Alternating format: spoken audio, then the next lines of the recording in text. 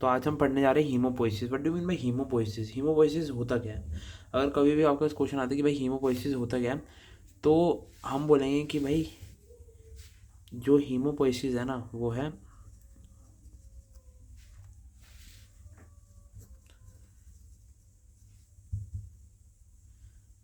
Haemopoiesis. Now haemopoiesis का मतलब क्या है? हीमोपोइसिस है वो प्रोसेस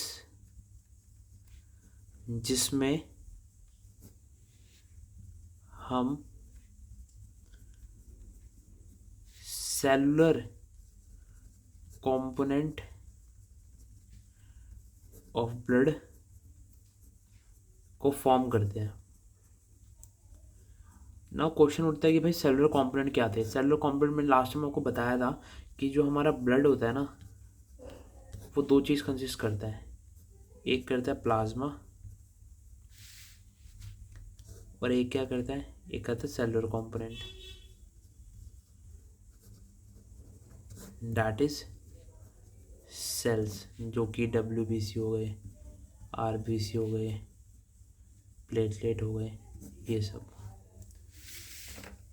नाउ यहाँ पे जो लिखा है ना, अब हम यहाँ पे स्टार्ट करते हैं। यहाँ पे साफ साफ लिखा है कि भाई all blood cells originate from pluripotent stem cells. Now what is pluripotent stem cells? सबसे पहले बात क्या है, स्टेम सेल्स कौन से सेल होते हैं? स्टेम सेल्स वो सेल्स होते हैं जो किसी भी सेल्स को जनरेट करने की पावर रखते हैं। प्लूरिपोटेंट सेल्स भी हम उन्हीं सेल्स को कहते हैं। प्लूरिपोटेंसी मीन्स उसका डिफरेंट डिफरेंट सेल्स को बनाने की क्षमता होती है, that is pluripotent stem cells. अब थोड़ा एग्जांपल देके बताता हूँ स्टेम सेल्स क्या होते हैं। स्टेम सेल्स, स्टेम सेल क्या है? ये आयरन है, मान लो ये लोहा है। लोहे से हम गन भी बना सकते हैं, लोहे से हम बॉल्स भी बना सकते हैं, लोहे से हम रॉड बना सकते हैं, लोहे से हम कुछ भी बना सकते हैं। लोहे का जो भी मटेरियल है कुछ भी बना सकते हैं। तो स्टेम सेल्स क्या है? स्टेम सेल्स वही आयरन है, वही लोहा है जिससे हम डिफरेंट डिफरेंट चीज़ें बनाते हैं। यहाँ पे गन, रोड, बॉल, ये क्या है? ये है सेल्स, जो कि RBC हो गए, WBC हो गए, ये सब सेल्स है।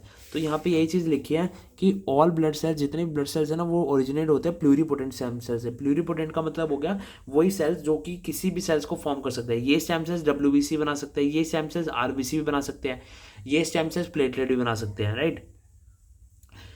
And go through several development stages before entering the blood. अब क्या होता है ना, कोई भी चीज़ अगर हम बना रहे हैं तो यूं तो है नहीं कि डायरेक्ट हमने वो चीज़ को काटा और सीधा भेज दिया। लाइक आयरन की रोड ही है, ठीक है, आयरन की रोड है, ये आयरन का मटेरियल हो गया। अब हमने इससे आयरन की रॉड बनाई, ये आयरन की रॉड है। अब भाई ये टेढ़ी मेढ़ी भी बनी हो सकती है, थोड़ी लंबी भी बनी हो सकती है, लेकिन जो हमें साइज़ की चाहिए उस साइज़ की नहीं होगी। तो हम इसमें क्या करेंगे, फाइनल इसको फिनिशिंग देंगे, अच्छी तरह इसको कटिंग वटिंग करके फिर एक फिनिशिंग देंगे। जब ये फिनिशिंग बन के तैयार होगी ना, फिर हम इसको मार्केट में बेचने के लिए भेज देंगे, ठीक है। तो वही चीज़ है कि जब भी हम कोई भी नया सेल्स बनाते हैं स्टेम सेल से, तो उन सेल्स को डायरेक्टली हम उसमें नहीं भेजते ब्लड में। पहले उसको ना चेक किया जाता है, फिर उसको जो एक डेवलप स्टेज होती है ना, उसके बाद ही उसको ब्लड के अंदर भेजा जाता है। Now different types of blood cells follow separate lines of development. यहाँ पे ये चीज़ लिखी है कि डिफरेंट डिफरेंट टाइप्स के जो सेल्स होते हैं, डिफरेंट टाइप्स के सेल्स कौन से थे? WBC था, RBC था। तो वो ना different line of cells follow करते हैं। Different blood cells follow separate lines of development. Separate lines of development मतलब कि अगर ये स्टेम सेल है, ठीक है, तो इससे जो फॉर्म हो रहा है ना वो RBC होगा। ये एक लाइन हो गई ना, ये लाइन हो गई कि स्टेम सेल से RBC के प्रोसेस होने वाला एक अलग प्रोसेस है। स्टेम सेल से RBC फॉर्म होने का एक अलग प्रोसेस है, WBC होने का एक अलग प्रोसेस है, और प्लेटलेट फॉर्म होने का एक अलग प्रोसेस है। तो ये तीनों के ना, यहाँ पे क्या लिखा है, different types of blood follow cell separate lines of development. Separate lines of development, तो ये क्या है? लाइंस ऑफ डेवलपमेंट ही है। लाइंस ऑफ डेवलपमेंट मतलब स्टेम सेल से RBC, अगर स्टेम सेल से RBC बनाना है तो सिर्फ एक प्रोसेस होगा, उस प्रोसेस से सिर्फ RBC ही बनेगा। ये नहीं कि उससे WBC बन जाएगा या फिर उसके बीच में कहीं से WBC बन जाएगा।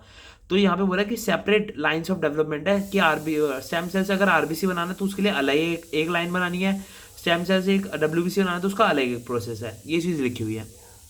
Now the process of blood formation is called haemopoiesis. जैसे कि मैंने आपको बताया कि ब्लड के सेल्स जो होते हैं, सेलुलर कंपोनेंट जो होता है ब्लड का, अगर हमें वो बनाना है तो उसे हम क्या कहते हैं, haemopoiesis, and takes place in the red bone marrow. यहाँ पे क्या लिखा है कि ये कहाँ पे टेक प्लेस करता है, ये टेक प्लेस करता है रेड बोन मैरो में।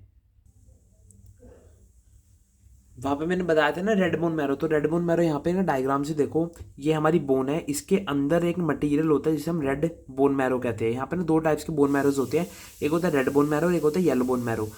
जब आपको पता होगा, जबकि ना जो इंसान जैसे बच्चा जो होता है ना, उसमें ज़्यादा ऑक्सीजन की नीड होती है, तो वहाँ पे जो आरबीसीज बनते हैं ना, या फिर आरबीसी कह लो, या फिर जो भी सेल्स बनते हैं ना, वो ज़्यादा अमाउंट में बनते हैं एज कम्पेयर टू एडल्ट। अब देखोगे एडल्ट के अंदर येलो बोन मैरो ज़्यादा हो गया और रेड बोन मैरो कम हो गया। तो ये होता है हमारा, हाँ ये होता है हमारा, एक मिनट, ये रहा। तो ये होता है हमारा बोन मैरो, जो कि मैंने यहाँ पे लिखा है ना रेड बोन मैरो। तो मैंने आपको ये चीज़ बता दी कि रेड बोन मैरो का यहाँ पे क्या मतलब है। नाउ अब बात आती है कि in adults erythropoiesis is confined to flat bones, irregular bones and the ends of the long bones, the main site of being sternum, wrist, pelvis and skull. यहाँ पे वो बोन्स लिखी हुई है जो कि यहाँ पे मेन बात ये लिखी है कि एरिथ्रोपोइसिस जो होती है ना एडल्ट के अंदर, वो फ्लैट बोन्स में होता है। फ्लैट बोन्स कौन सी होती है, स्कल की बोन हो गई, पेल्विस हो गई, रिप्स हो गई, स्टर्नम हो गई। ये सब आप ना एक बारी ऑनलाइन देख लीजिएगा, वैसे पता होनी चाहिए, नॉर्मल चीज़ है। स्टर्नम कौन सी होती है, रिप कौन सी होती है, और पैल्विक्स कौन सी होती है, स्कल कौन सी होती है। तो ये वो जो साइड, ये वो बोन्स है जहाँ पर हमारी एरिथ्रोपोइसिस, मतलब कि रेड ब्लड सेल, वो रेड ब्लड सेल कह रहा हूँ, सेल फॉर्मेशन। हाँ रेड ब्लड सेल ही है, एरिथ्रोपोइसिस लिखा ना, erythro means red blood sales, erythro means, erythro जहाँ पे वर्ड आएगा ना तो वहाँ पे आरबीसी का मतलब होता है।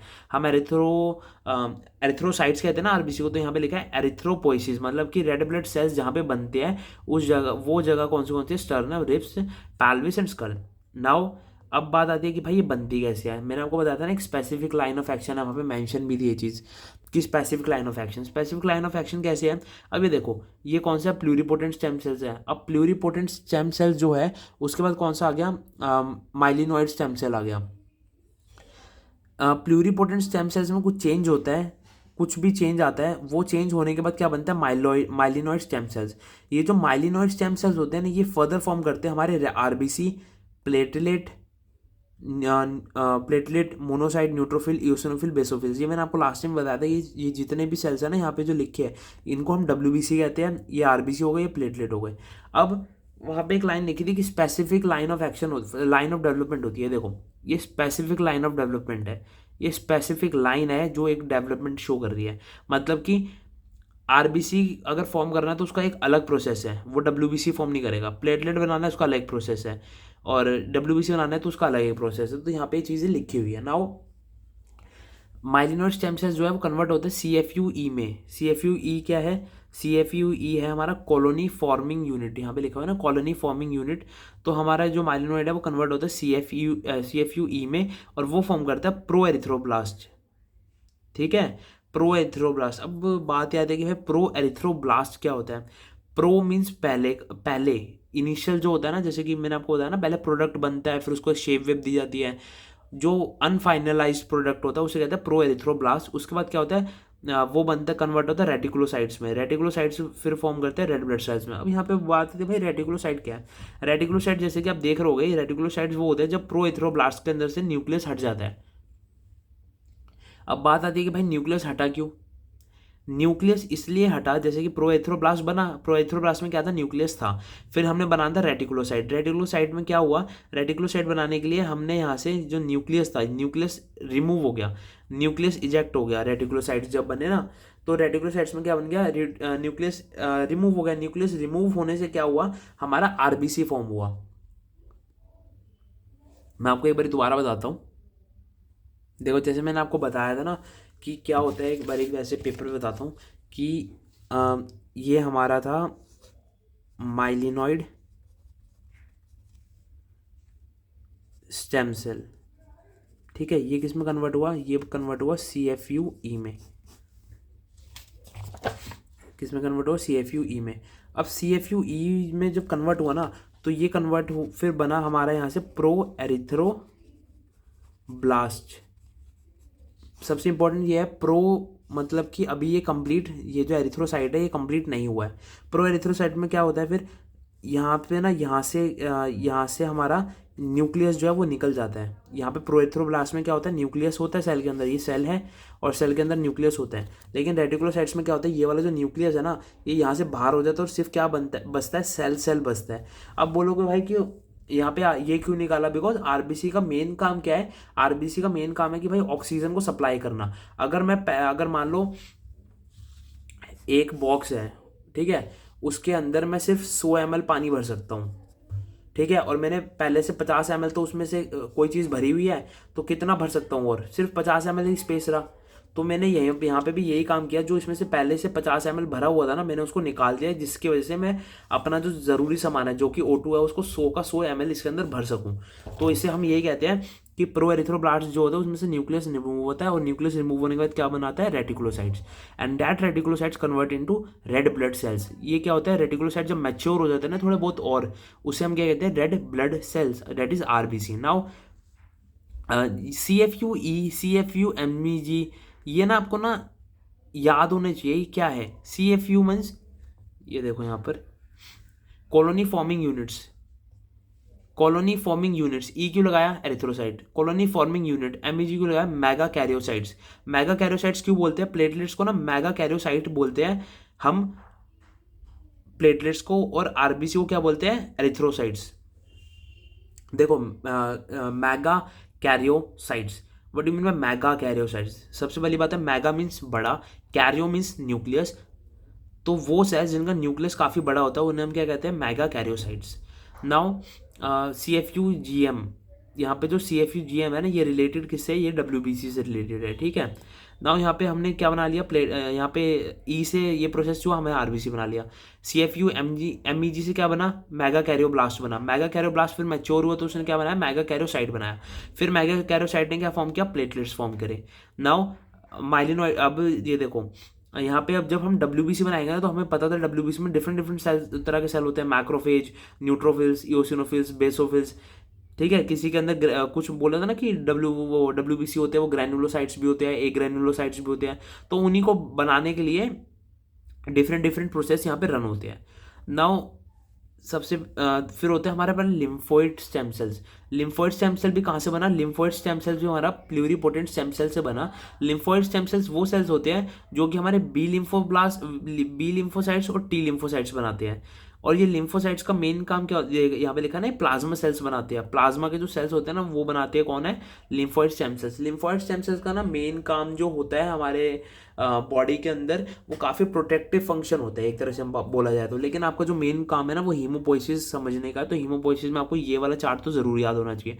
ऑल्दो आपको ये भी लिखना पड़ेगा, बिकॉज ये भी क्या है, प्लाज्मा के सेल्स हैं।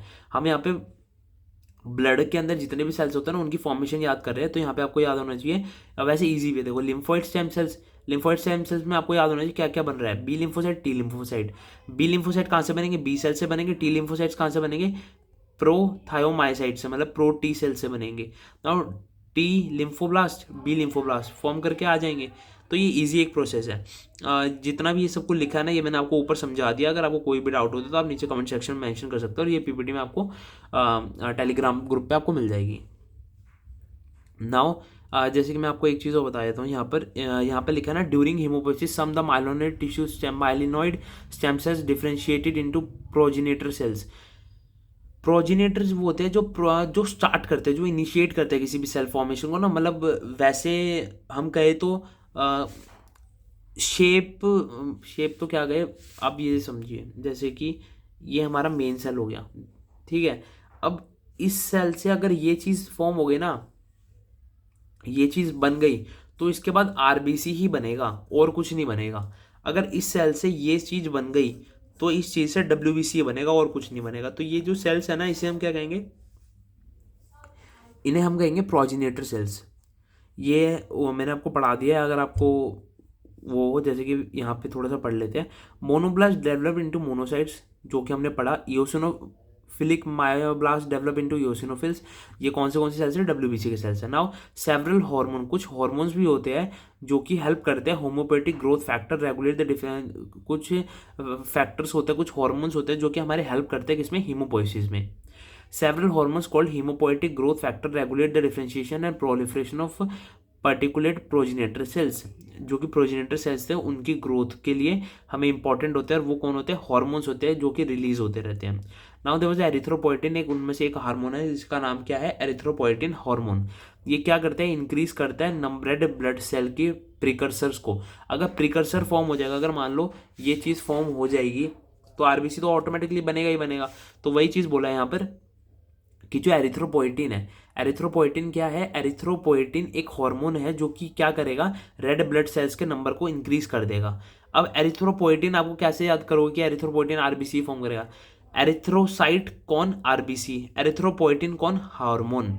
तो एरिथ्रोपोएटिन हार्मोन जो है is produce primarily by the cells in kidney that line between the kidney tubes. और एरिथ्रोपोएटिन कहाँ से आता है? हमारा किडनी से आता है। ये चीज़ भी आपको याद रखनी कि एरिथ्रोपोएटिन हमारा कहाँ से आता है? किडनी से। Now there was a thromboplastin is a hormone produced by the liver that stimulate the formation of thrombocyte and megakaryocyte. अब देखो यहाँ पे ना नाम ही सब कुछ है। थ्रोम्बोप्लास्टिन क्या करेगा भाई? वो कहाँ से आता है? लीवर से आता है। और वो क्या करेगा? हेल्प करने में प्लेटलेट्स की फॉर्मेशन में। वो that liver stimulate the formation of thrombocytes from the megakaryocytes. वो किसको फॉर्म करने में हेल्प करेगा? थ्रोम्बोसाइट्स को फॉर्म करेगा फ्रॉम मेगाकैरोसाइट। व्हाट डू मीन में थ्रोम्बोसाइट्स? थ्रोम्बोसाइट्स होते क्या है? आपको ये भी बताता हूँ कि मैं थ्रोम्बोसाइट्स होते क्या है। देखो, प्लेटलेट्स होते हैं ना, उनको हम क्या कहते हैं? थ्रोम्बोसाइट्स। प्लेटलेट ऐसी शेप का होता है। तो थ्रोम्बोप्लास्टिन किस में हेल्प करेंगे? थ्रोम्बोसाइट्स बनाने में हेल्प करेंगे। एरिथ्रोपोएटिन किस में हेल्प करेगा? आरबीसी बनाने में हेल्प करेगा। तो ये कुछ तरह के हार्मोन्स है जो कि हेल्प करते हैं हमारे डिफरेंट डिफरेंट चीज़ों को बनाने के लिए, राइट। नाउ अब हम पढ़ने जा रहे हैं कि भाई लाइफ स्पेन क्या होता है, एरिथ्रोसाइट्स वगैरह का लाइफ स्पेन क्या होता है। नाउ एरिथ्रोसाइट्स क्या है? मैंने आपको ऊपर भी बताया, एरिथ्रोसाइट्स मीन्स आरबीसी। यहाँ पे देखा है ना, development and life span of RBC. Red blood cell have erythrocyte contain oxygen carrying protein haemoglobin that gives red colour in the blood. आपको क्या लगता है कि आरबीसी जो होता है वो रेड कलर का होता है? आरबीसी रेड कलर का नहीं होता। आरबीसी के अंदर जो प्रोटीन होता है ना, जो जो पार्ट होता है प्रोटीन और आयरन का जो पार्ट होता है उसे हम हीमोग्लोबिन कहते हैं। हीमोग्लोबिन जो है आरबीसी को रेड करता है, ठीक है। हीमोग्लोबिन किसके अंदर है? आरबीसी के अंदर। और हीमोग्लोबिन का काम क्या है? ऑक्सीजन को पकड़ के रखना, ठीक है। तो हम क्या बोलेंगे कि आरबीसी इनडायरेक्टली क्या काम करता है? आरबीसी इनडायरेक्टली ऑक्सीजन को पकड़ के रखता है और ट्रांसफर करता है। तो यहाँ पे देखा है ना कि रेड ब्लड सेल्स और erythrocyte contain oxygen carrying protein haemoglobin that give red colour to the blood, जो कि रेड कलर देता है ब्लड को। नाउ कितने नंबर के होते हैं? 5.4 million per microlitre of blood in males and 4.8 million RBC per microlitre of blood in females. ये आपको जो कंसंट्रेशन है याद करनी पड़ेगी। ये लिखा है कि 5.4 मिलियन ब्लड सेल्स होते हैं पर माइक्रोलीटर। जो कंसंट्रेशन है पर माइक्रोलीटर के अंदर इतने आरबीसी पाएंगे मेल्स के अंदर, और पर माइक्रोलीटर के अंदर 4.8 इतने आरबीसी पाएंगे फीमेल्स के अंदर। इसकी शेप कैसी होती है? Biconcave. What do mean biconcave shape? अब बायोकॉनकेव शेप आती है कि ये ना थोड़ा ऐसा होता है, थोड़ी इस तरह की शेप होती है, अंदर की तरफ दबा होता है, ये ना डिप्रेशन से होता है थोड़ा, ये ग्रूव सी बनी होती है। That is biconcave shape.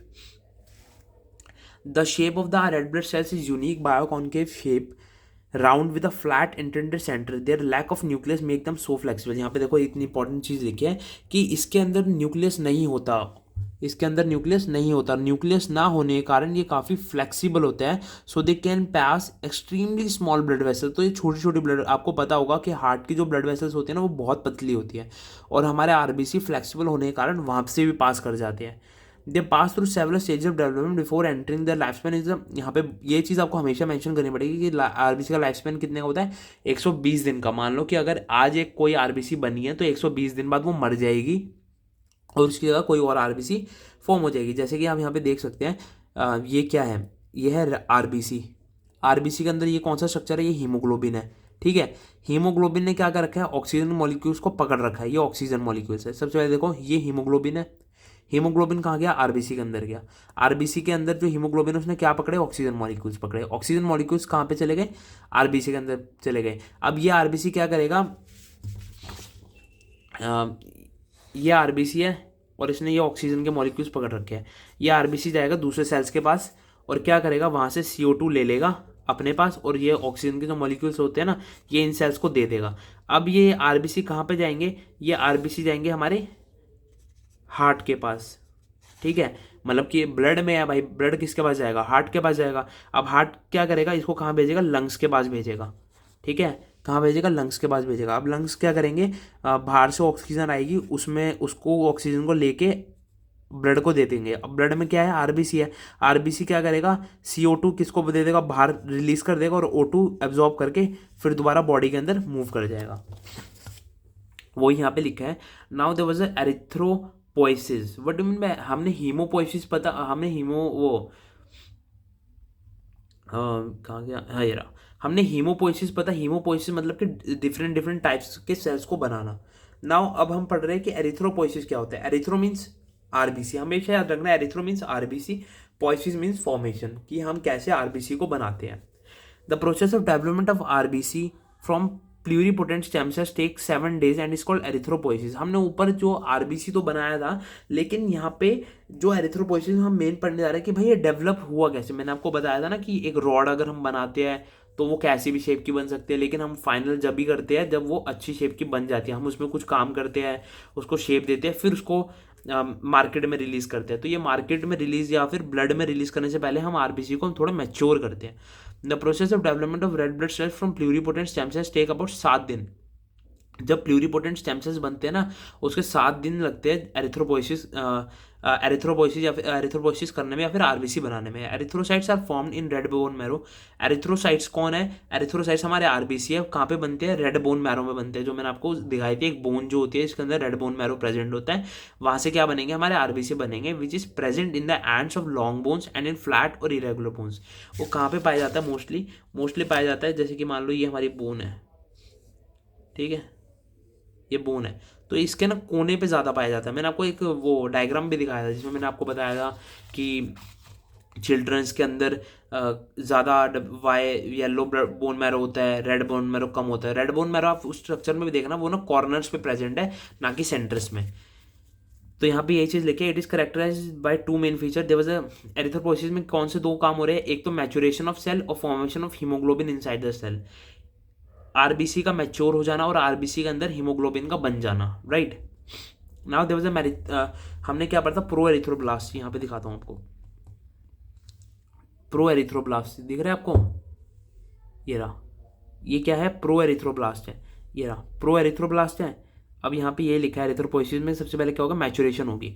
Pro erythroblast जो है वो कन्वर्ट होगा मैच्योर एरिथ्रोसाइट्स में with the help of folic acid, vitamin B12 और आयरन। ये आपको बहुत ज़रूरी है, तीनों चीज़ें आपको बहुत ज़रूरी है, फॉलिक एसिड, विटामिन B12 और आयरन।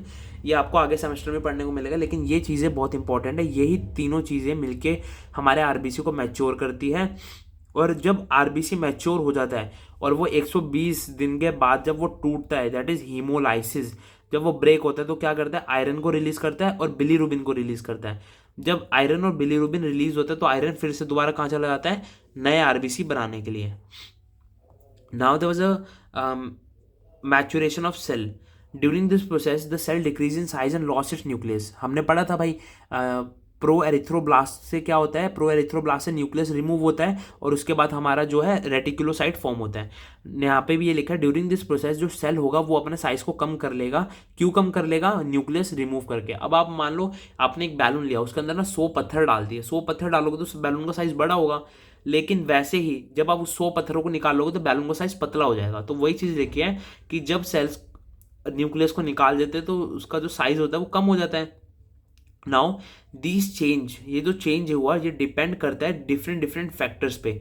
और किस किस फैक्टर पे करेगा, विटामिन B12 और फॉलिक एसिड। अब ये बताओ, अगर मैं एक मशीन ले ली, मैंने एक मशीन ले ली और मैं मशीन से 200 टी-शर्ट्स बना रहा हूँ डेली, ठीक है। अब और ये मशीन किस पे डिपेंड करती है, इलेक्ट्रिसिटी पे। तो मुझे ये बताओ कि अगर मैं इसको कम इलेक्ट्रिसिटी दूंगा तो क्या टी शर्ट उतनी ही बनेगी या कम बनेगी। ऑब्वियस सी बात है भाई, अगर इलेक्ट्रिसिटी कम होगी तो टी शर्ट्स भी तो कम बनेगी। तो वही चीज़ यहाँ पे बोली है कि भाई अगर नंबर ऑफ फैक्टर्स पे डिपेंड करता है कि अगर हमारा फॉलिक एसिड और विटामिन B12 कम होगा तो हमारे मैच्योर भी तो कम होंगे ना। अगर मैच्योर कम होंगे तो हमारे कम ऑक्सीजन ट्रांसपोर्ट होगी। तो वही चीज़ लिखी है कि जो हमारा मैच्योरेशन होती है सेल्स की वो डिपेंड करती है कुछ फैक्टर्स पे, जैसे कि विटामिन B12 का होना और फॉलिक एसिड का होना। अगर हम अपनी डाइट में फॉलिक एसिड और विटामिन B12 नहीं खाएंगे तो हमारा क्या होगा, हमारा जो आरबीसी है वो फॉर्म नहीं होंगे। Now these are present sufficient quantity in normal diet containing dietary products meat and green vegetables. ये लिखा है कि फॉलिक एसिड विटामिन B12 हम कहाँ कहाँ से ले सकते हैं, right. Now if the diet contains more than is needed they are stored in the liver. अगर जो डाइट है वो कंटेन करती है, अगर डाइट में हमें मान लो कि हमें 10 मॉलिक्यूल्स चाहिए थे विटामिन B12 के, अगर हम उससे ज़्यादा लेते हैं, if the diet contains more than is needed they are stored in the liver. Absorption of vitamin depend on the glycoprotein called intrinsic factor secreted by parents and the gastric glands. क्या होता है ना कि अगर मान लो हमें 10 folic acid चाहिए, 10 vitamin B12 चाहिए और हमने खा 20-20 लिए, तो क्या होगा, 10 जो बचे हुए हैं ना वो लीवर के अंदर स्टोर हो जाएंगे। और एक इंपॉर्टेंट बात यहाँ पे ये है कि विटामिन B12 जो होता है, जब हम अपनी डाइट में विटामिन B12 लेते हैं तो उसका जितना भी एब्जॉर्प्शन होता है ना, उसका जितना भी एब्जॉर्प्शन होता है किस पर डिपेंड होता है, पेरेंटल सेल्स। पेरेंटल सेल्स कौन से सेल्स होते हैं, वो सेल्स जो हमारे स्टमक में होते हैं। ये मान लो कि हमने ये इंसान है, ठीक है, इसने खाना खाया, ये इसके मुंह से स्टमक में चला गया। अब स्टमक के अंदर ना पैराइटल सेल्स होते हैं इसकी लेयर पे। अब वो पैराइटल सेल्स क्या रिलीज करते हैं, वो पैराइटल सेल्स रिलीज करते हैं इंट्रिंसिक फैक्टर, यहाँ पे लिखा है ना, इंट्रिंसिक फैक्टर रिलीज करते हैं। और इंट्रिंसिक फैक्टर क्या करता है, विटामिन B12 जो होता है खाने के अंदर उसको खींच के एब्जॉर्ब कर लेता है। यही चीज़ यहाँ पे लिखी है। Now, during the passes through the intestine, the bound vitamin is protected from the enzymatic digestion is absorbed in the terminated ileum. देखो, together they form the intrinsic factor vitamin B12, ठीक है।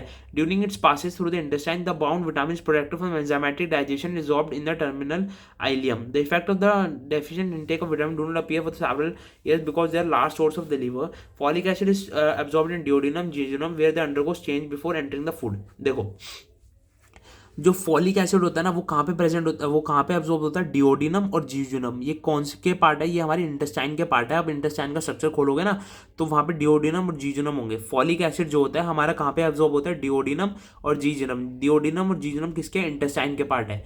अब ये इंटेस्टाइन में कहाँ से आया, हमारा स्टमक कहाँ से किससे अटैच होता है, हमारा स्टमक अटैच होता है इंटेस्टाइन से। तो जितना भी खाना हम खाते हैं वो पहले स्टमक में जाता है, स्टमक के बाद इंटेस्टाइन में जाता है। तो इंटेस्टाइन जो खाने में फॉलिक एसिड है वो इंटेस्टाइन में जाके एब्जॉर्ब हो जाता है। अब हम पढ़ते हैं कि भाई ये इंट्रिंसिक फैक्टर वाला क्या सीन था। देखो, इंट्रिंसिक फैक्टर वाला ये सीन था कि हमने, ये इंसान है, ठीक है, ये इसने खाना खाया, ये इसकी फूड पाइप है और ये फूड पाइप है और ये हमारा स्टमक है, ठीक है। स्टमक ने क्या रिलीज किया, यह स्टमक के यहाँ पे पैराइटल सेल्स थे, पैराइटल सेल, इन्होंने रिलीज किया भाई इंट्रिंसिक फैक्टर। ये जो इंट्रिंसिक फैक्टर होगा ना ये अटैच हो जाएगा विटामिन B12 के साथ, ठीक है। और यहाँ पे क्या बना देगा, एक ग्रुप बना लेगा, vitamin B12 plus intrinsic factor, vitamin B12 और इंट्रिंसिक फैक्टर ये बन गया। अब अगर मान लो कि ये इंट्रिंसिक फैक्टर रिलीज ना होता तो क्या होता, विटामिन B12 है ना, ये बिना बाउंड किए हुए किसी से भी ये सीधा कहाँ पे जाते हैं, इंटेस्टाइन में। और इंटेस्टाइन में क्या होता है इसके साथ, इंटेस्टाइन क्या रिलीज करती है, डिफरेंट डिफरेंट एंजाइम से रिलीज करती है। और एंजाइम रिलीज करने से विटामिन B12 है ना वो हमारा टूट जाता और हमारे डाइट में ये नहीं मिल पाता। तो इसको बचाने के लिए हमारा इंट्रिंसिक फैक्टर जो होता है वो स्टमक से रिलीज होता है, इसके साथ बाइंड होता है। बाइंड होने के बाद अगर इस पर कोई भी एंजाइम एक्ट करेगा ना तो ये ब्रेक नहीं होगा, जिसके कारण हमारी जो डाइट है ना उससे हमें विटामिन B12 अच्छा का अच्छा मिलता है, ना कि वो टूटा हुआ मिलता है। तो यहाँ पे यही चीज़ थी जितनी भी यहाँ पे लिखी हुई है। और दूसरी बात क्या है कि ये जो हमारा विटामिन B12 वाला कॉम्प्लेक्स है ना ये हमारे इलियम, ये भी कौन है, इंटेस्टाइन का ही पार्ट है। आप इंटेस्टाइन का स्ट्रक्चर देखोगे तो आपको दिख जाएगा, वैसे मैं दिखा देता हूँ अभी, ठीक है। Ileum, the effect of deficient intake of vitamin B12 do not appear. और दूसरी बात ये कि अगर हम विटामिन B12 लेंगे भी नहीं ना अपनी डाइट में तो वो काफ़ी साल तक तो सिम्टम दिखाएगा नहीं। ऐसा क्यों, बिकॉज हमारे लीवर के अंदर ना काफ़ी सारा विटामिन B12 है पहले से ही स्टोर रहता है, दैट्स वाई। मैं आपको दिखाता हूँ एक बारी, लार्ज इंटेस्टाइन देखनी है ना आपको, एक मिनट।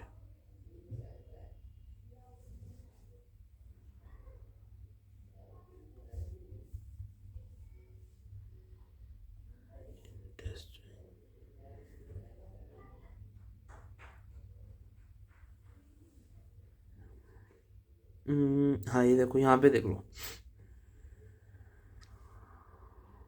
ये देखो, ये हमारा स्टमक है, ठीक है। स्टमक से क्या हो रहा है, स्टमक से एक पाइप जा रही है और ये किससे अटैच हो गई, हमारी इंटेस्टाइन से। इंटेस्टाइन में ये वाला जो स्टमक से, स्टमक जहाँ जिसमें ओपन हो रहा है ना, स्टमक जिसमें ओपन हो रहा है उसको हम कहते हैं डिओडिनम। डिओडिनम किस में ओपन हो रही है, जीजुनम में। और जीजुनम के बाद क्या होती है, इलियम होती है, ठीक है। जीजुनम के बाद क्या होती है, इलियम होती है। तो ये तीनों पार्ट किसके हैं, हमारे इंटेस्टाइन के पार्ट है, ठीक है। तो मेरे को यही वो था। अब है formation of haemoglobin. Formation of haemoglobin में नेक्स्ट क्लास में करवाऊंगा। इतने आप ये समझिए कि हीमोपोइसिस क्या होता है और एरिथ्रोपोइसिस क्या होता है और मैचुरेशन होती कैसे है, ठीक है। और जितना भी एक बार इसको रिवाइज कर ले, तो कोई भी डाउट हो तो आप कमेंट सेक्शन में मुझे बता सकते हैं, मैं उसको दोबारा आपके जो भी प्रॉब्लम होगी उसको सॉल्व कर दूंगा। Thank you.